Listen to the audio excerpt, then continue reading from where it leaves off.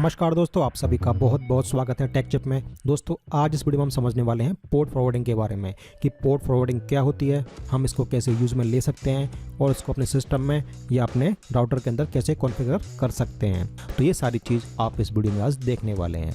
तो दोस्तों सबसे पहले समझते हैं पोर्ट फॉरवर्डिंग के बारे में, पर उससे पहले हमें समझना होगा दोस्तों कि पोर्ट क्या होता है। दोस्तों पोर्ट किसी भी ऑपरेटिंग सिस्टम का कम्युनिकेशन का एंड पॉइंट होता है।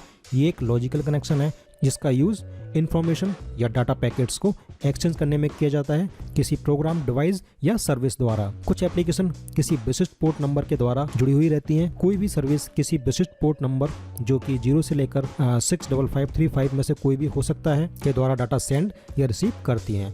दोस्तों जो 0 से लेकर 1023 तक के पोर्ट होते हैं उनको बोला जाता है वेल नोन पोर्ट, मतलब आप उनके पोर्ट नंबर से उसकी सर्विस की पहचान कर सकते हैं।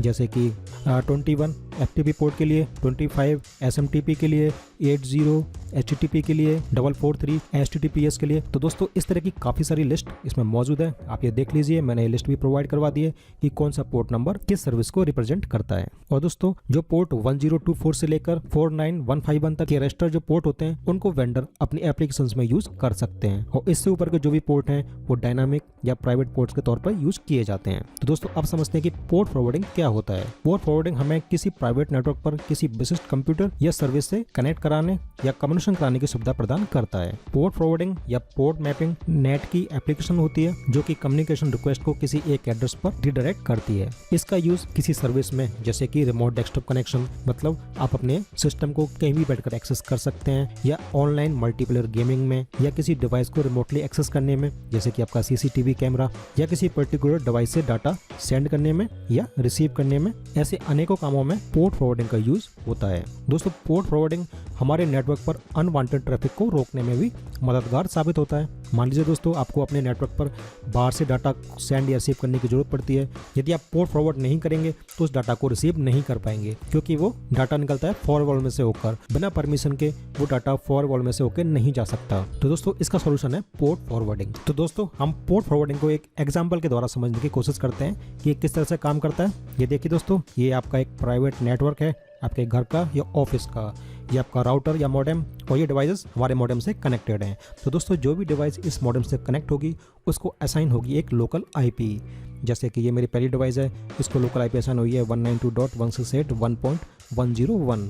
ऐसी दूसरी डिवाइस कनेक्ट होगी उसको मिलेगा 102, 103, इस तरह से कंटिन्यू ये मिलते रहेंगे नंबर, जो भी डिवाइस इससे कनेक्ट होती रहेगी। और दोस्तों जो हमारा राउटर है वो कनेक्ट है स्टैटिक IP या डायनामिक IP द्वारा इंटरनेट से। अब मान लीजिए दोस्तों आप अपने लैपटॉप पर कोई सर्विस के लिए पोर्ट ओपन करना चाहते हैं, तो जैसे मैंने इसमें एक पोर्ट ओपन कर दिया 4444, और ये एक मेरा डिवाइस है CCTV कैमरा, इसके लिए मैंने एक पोर्ट ओपन कर दिया 5000। अब हम जब तक इस पर डाटा सेंड या रिसीव नहीं कर पाएंगे जब तक आप अपने मॉडेम या राउटर के अंदर सेटिंग नहीं करते पोर्ट फॉरवर्डिंग की। दोस्तों एक्चुअली होता क्या है, दोस्तों इंटरनेट से मान लो कोई भी आपके सिस्टम पर डाटा सेंड करता है या रिसीव के लिए रिक्वेस्ट भेजता है तो वो एक फायरवॉल से होकर गुजरता है, और फायरवॉल जब तक उसको परमिशन नहीं देगी आप तक वो डाटा सेंड या रिसीव नहीं हो पाएगा। तो इस तरह के काफ़ी अनवांटेड डाटा को फायरवॉल रोके रखती है। पर दोस्तों मान लो आपने पोर्ट फॉरवर्ड कर दिया तो उसके रास्ते से उस पर्टिकुलर पोर्ट पर डाटा को सेंड या रिसीव किया जा सकता है।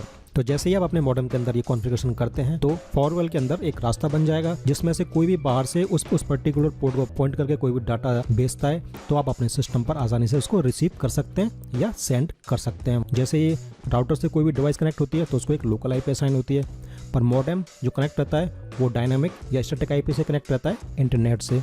तो जब हम बाहर से कोई भी डाटा भेजेंगे तो आपकी वो डायनामिक IP या स्टैटिक IP प्लस वो पोर्ट नंबर द्वारा भेजेंगे, वो आपके मॉडेम तक आएगा, तो मॉडेम उस डाटा को आपके लोकल डिवाइस पर रिडायरेक्ट कर देगा। तो आइए दोस्तों अब मैं आपको इसका एग्जांपल समझा देता हूँ कि अपने राउटर के अंदर हम पोर्ट फॉरवर्ड कैसे कर सकते हैं। तो दोस्तों सबसे पहले आपको जानना होगा आपके राउटर का IP एड्रेस जिसके द्वारा आप उसको अपने ब्राउज़र पर एक्सेस कर सकें, उसमें कॉन्फ़िगर कर सकें।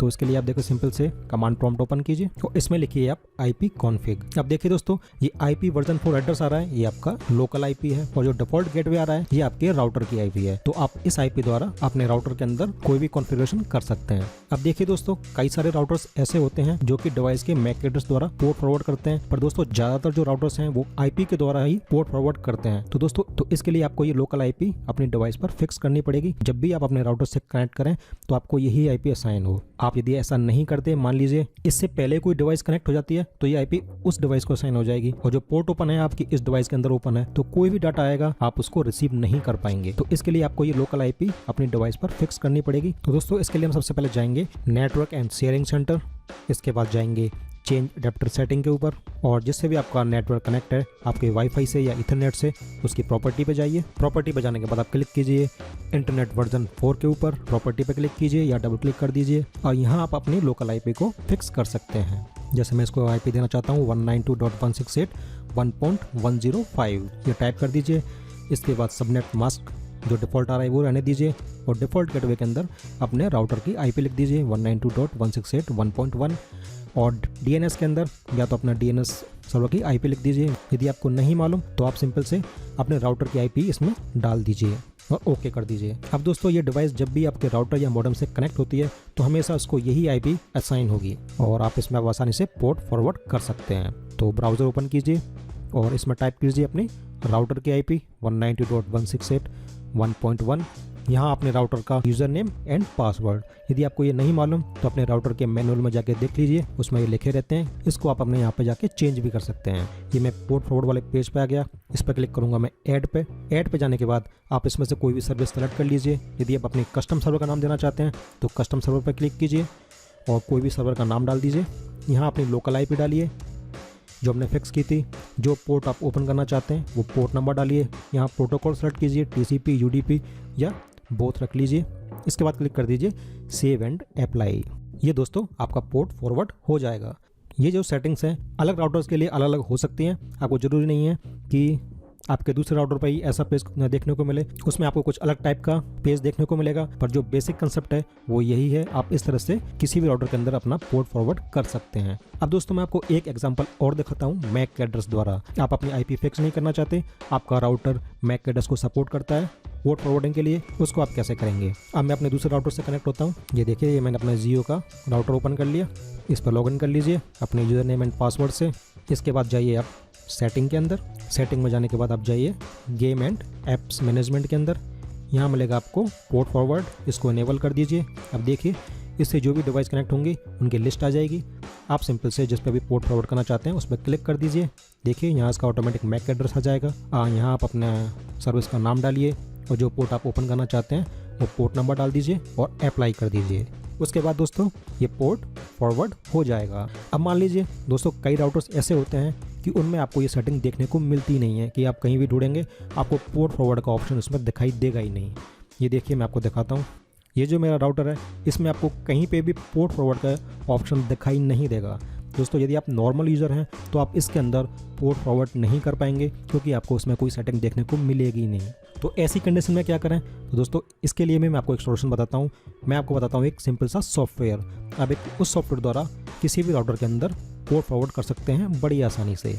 तो सबसे पहले गूगल खोलिए, उसमें टाइप कीजिए सिंपल पोर्ट फॉरवर्डिंग, तो आपको एक साइट मिल जाएगी। सबसे पहले इसको ओपन कर लीजिए और यहाँ से आप इस सॉफ्टवेयर को डाउनलोड कर लीजिए। ये मैंने देखिए डाउनलोड कर लिया अपने डेस्कटॉप पे। अब आप इसको अपने सिस्टम पे इंस्टॉल कर लीजिए। नॉर्मल प्रोसेस है, जैसे आप दूसरे सॉफ्टवेयर इंस्टॉल करते हैं ठीक उसी तरह से इसको इंस्टॉल कर लीजिए। ये इंस्टॉल हो गया। इंस्टॉल करने के बाद इसको ओपन कीजिए। ये ओपन हो गया दोस्तों। अब आप इसमें अपना राउटर सेलेक्ट कीजिए, जो भी आपका राउटर है। इसमें काफ़ी बड़ी लिस्ट है दोस्तों, आप उसमें से अपना राउटर सेलेक्ट कर लीजिए। ये देखिए ये मैंने अपना राउटर सेलेक्ट कर लिया नोकिया का। अब यहाँ अपने राउटर की आईपी डालिए और अपना राउटर का यूज़र नेम और पासवर्ड टाइप कर दीजिए। अब आप जो भी पोर्ट फॉरवर्ड करना चाहते हैं तो उसके लिए क्लिक कीजिए प्लस पे, ऐड कस्टम पे क्लिक कीजिए। यहाँ आप सर्विस का नाम डालिए, टाइप सेलेक्ट कीजिए, टीसीपी, यूडीपी कोई भी या दोनों रख सकते हैं। इसके बाद पोर्ट नंबर डालिए जिसको आप फॉरवर्ड करना चाहते हैं और आपकी लोकल आईपी डाल दीजिए। इसके बाद क्लिक कर दीजिए ऐड पे। इसके बाद क्लिक कीजिए आप अपडेट राउटर बटन पे। इसमें आप अपने वापस से अपने राउटर का यूज़र नेम और पासवर्ड टाइप कर दीजिए। और देखिए दोस्तों वो आपको कुछ भी करने की ज़रूरत नहीं है, ये ऑटोमेटिक ये सारी सेटिंग कर देगा। बस आप बैठे बैठे इसको देखते रहिए।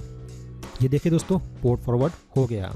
तो देखा दोस्तों आपने, आप कितनी ही आसानी से अपने सिस्टम में और अपने राउटर के अंदर पोर्ट फॉरवर्ड कर सकते हैं। तो दोस्तों उम्मीद करता हूँ आपको पोर्ट फॉरवर्डिंग के बारे में सब कुछ समझ में आ गया होगा कि पोर्ट फॉरवर्डिंग क्या होता है, इसको हम कैसे यूज़ में ले सकते हैं और इसको कैसे कॉन्फ़िगर कर सकते हैं अपने सिस्टम के अंदर। तो दोस्तों आज के लिए बस इतना ही, जल्दी मिलेंगे आपसे अगले वीडियो में। और दोस्तों जाने से पहले यदि आपने हमारा चैनल सब्सक्राइब नहीं किया है तो सब्सक्राइब कर लीजिए, आपको इस तरह के वीडियोज़ इस चैनल पर देखने को मिलते रहेंगे। धन्यवाद, आपका दिन शुभ हो।